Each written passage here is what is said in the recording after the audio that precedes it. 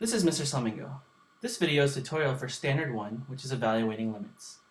This one specifically talks about evaluating limits algebraically. If you look at the first one, this one teaches you how to evaluate limits by direct substitution. And this is what we want to do. This is actually the easiest way to find limits. If we can, if it's possible, we want to do direct substitution. So we look at this first one, and it says the limit as x goes to 2 of x plus 7, x squared minus 1. So what you do is you take the number that is here in the limit, 2, and I know my pen is covering everything, but everywhere I see x, I'm going to plug in the 2. So instead of x plus 7, I'll write 2 plus 7. Instead of x squared minus 1, I will do 4 minus 1. Oops. 4 minus 1.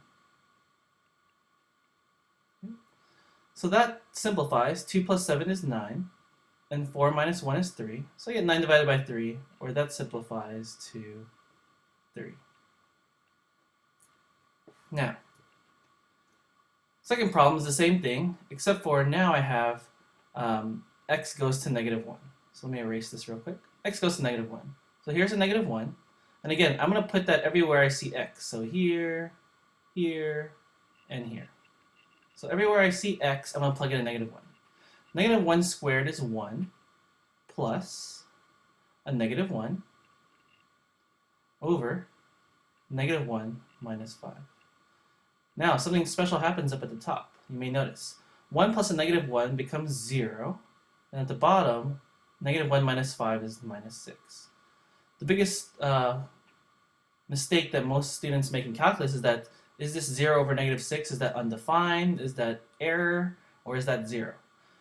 0 divided by negative 6, and you can double check on a calculator, is 0.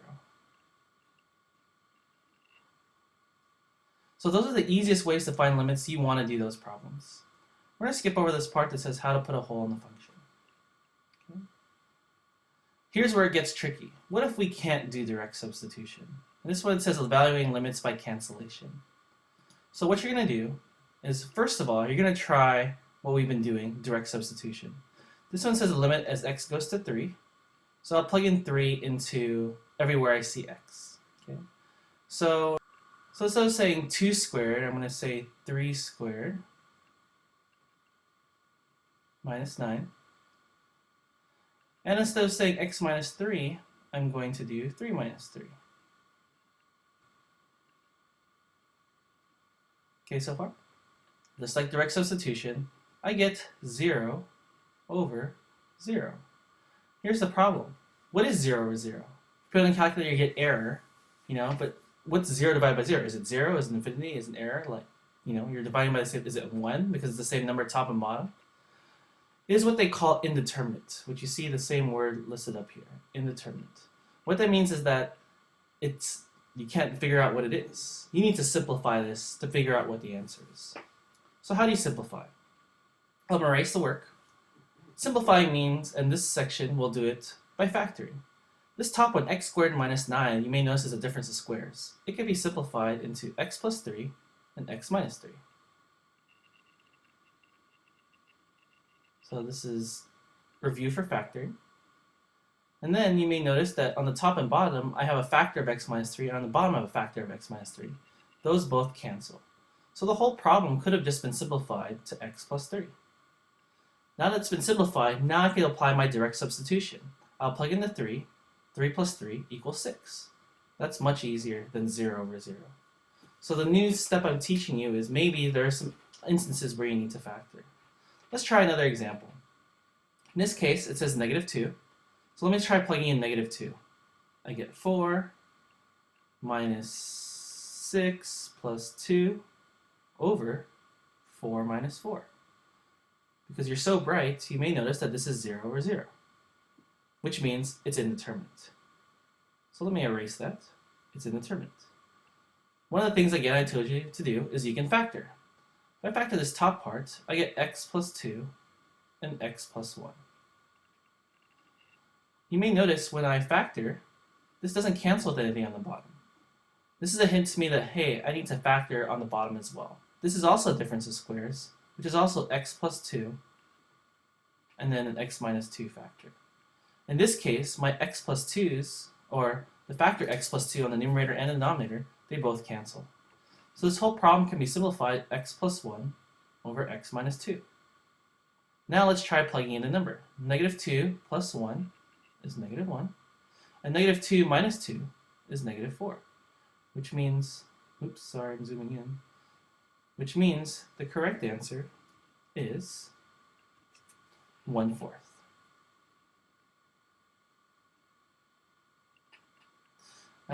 Keep zooming in. 1/4.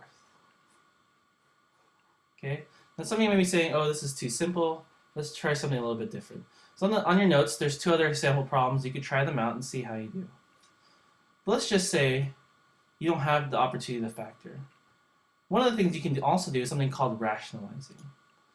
Rationalizing is when you have a square root or a factor with a plus or minus a square root, and you multiply by the conjugate, and what that does is that it sort of eliminates and changes so that you don't get 0 over 0. For example, look at this one, x goes to 4. Remember, the first thing we always want to try is direct substitution. So when I plug in 4, just to make it very simple, I get 12 minus 12. On the bottom, I get 2 minus 2. In this case, I get 0 over 0. Again, indeterminate, which means I need to simplify some way. This one, if you wanted to, you can try factoring. But you may notice that when I factor, it zooms in like crazy. When I factor, I notice that I get nothing to cancel on top and bottom. Now what do? And I still get 0 over 0. We're going to do something called rationalizing. When I'm going to top and bottom by the conjugates, essentially of whichever top or bottom has the square root. If you remember, and you might have forgot, but the conjugate is the exact same thing as the factor, but instead of this sign in the middle, I will reverse it. So if it's a minus, I'll multiply by a plus. If it's a plus, I'll multiply by a minus. In this case, it's a minus, so I'm going to multiply top and bottom by 2 plus square root of x. Okay, so far? In calculus, on this top, back in Algebra 1, Algebra 2, Geometry, you'd multiply this out. But in calculus, it doesn't matter. I'm just going to leave them in factors because we're in the hopes that something may... And now, I'll leave the top by itself, 3 minus x minus 4. It zooms again. All right, 3 x minus 4, and then 2 plus radical x. And on the bottom, because these are conjugates, when I do the FOIL, or the reason why we multiply by conjugates, is because if I do the FOIL, the middle terms cancel. I'm basically left with the first 2 terms multiply each other, minus this last terms multiply each other. So 2 times 2 is 4. And then radical x times radical x is just x. Here's the problem now. Still, nothing cancels. But these look very similar. Do you agree? To cancel them is, well, what you can do is in either the top or the bottom, I'm going to take out a -1, or factor out a -1, so that the signs will match up. So yeah, this is a -4, this is a +4. This is an x and this is a -x. So let's just say out of the denominator, let's factor out a -1. So the top still stays the same, 3 x minus 4, and then 2 plus radical x. I'm running out of space, so I'm just going to leave parentheses. I'm going to factor out a -1, and then this one now becomes -4 plus x. Now, these 2 factors now cancel, so this now just becomes 3 2 plus radical x over -1. And in calculus, once something cancels, so these cancels, let's try direct substitution again. Remember, the number I need to try is 4. So I get 3, and then 2 plus square root of 4 is 2, so 3 times 4 over -1, which gives me -12. So that is how you solve it for rationalizing. Let's just try one more. Let's erase this And here's a very similar problem. I'll plug in 0, and I'll spare you the suspense. If I plug in 0, I get 1 minus 1 on top, which is 0. And if I put a 0 in the denominator, I get 0. We don't want 0 over 0. So what we're going to do is, we can't factor either, so we're going to try is rationalizing. Here in the top, you might be confused. I'm going to multiply by conjugate, but do I change the sign on the inside of the square roots, or this sign right here? In the conjugate, just like we did in the last problem, it's the one in between the two terms. So in between 2 and radical x, I change that sign. So in this one, in between the square roots and 1, I'm going to change this sign. So I'll multiply top and bottom by the square root of x plus 1 plus 1. Square root of x plus 1 plus 1.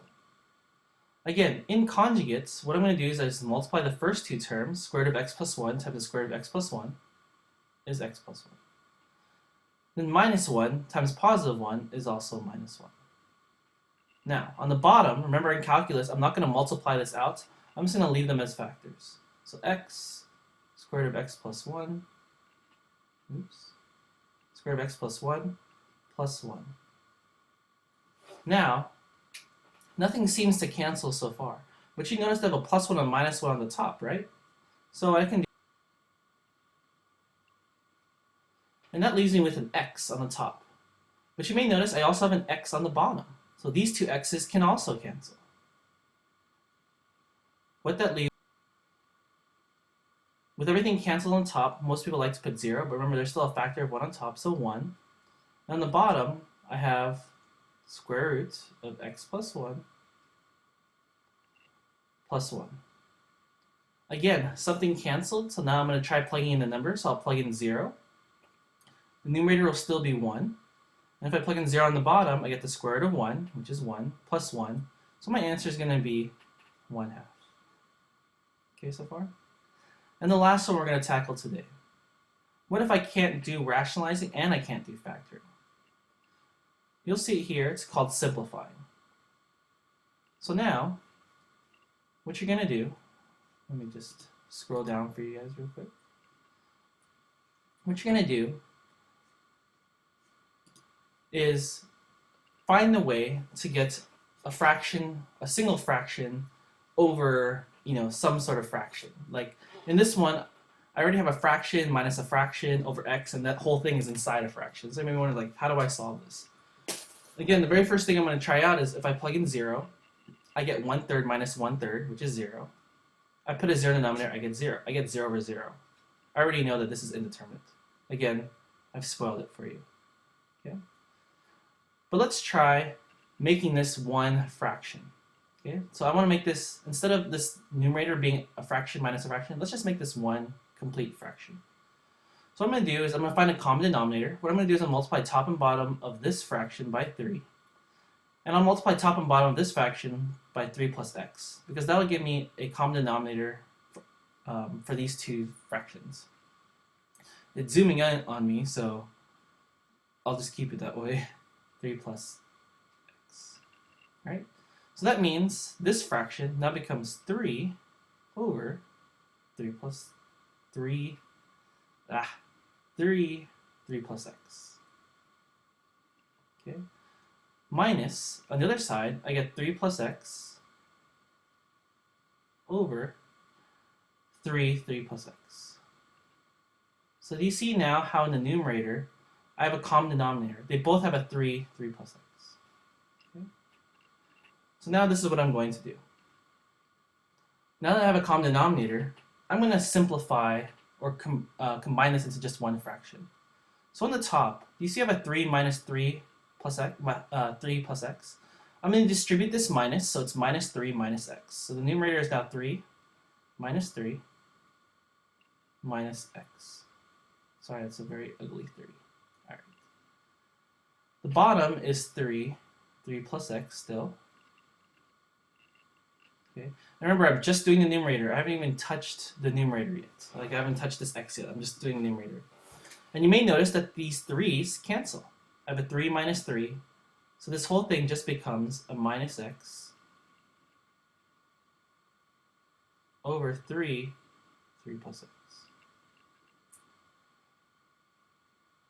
So now you may notice that this whole thing, if I put the denominator back, is now just one fraction over another fraction. That's something that you want because I can simplify that. What I can call this an x over 1. And remember, when you divide fractions, this is back in Algebra 1, you flip and multiply. So this now can be called, instead of this giant fraction over fraction, I'm going to call this minus x over 3 plus x, times 1 over x. So if you look back here, all I did was take this fraction and put it here, and multiply it by the flip of the denominator. Now you may notice that these x's cancel, top and bottom. I have an x here and I have an x here. So when I multiply across, I get a negative 1 over 3 plus x. Now, something cancel top and bottom, so all I have to do is plug in the direct substitution. Remember, this is 0. So if I plug in a 0, 3 plus 0 is 3. 3 times 3 is 9. So the whole problem becomes negative 1 over 9. So that's how you evaluate limits algebraically. Again, there's 3 ways to do it. So if you have any problems, ask me which one you have. We have direct substitution. Sorry, there's 4 ways. Direct substitution, factoring, rationalizing, and simplifying. I think this fraction one is probably the least favorite of all of you. So hope you enjoyed this tutorial. Let me know if you have any questions, and I'll see you later.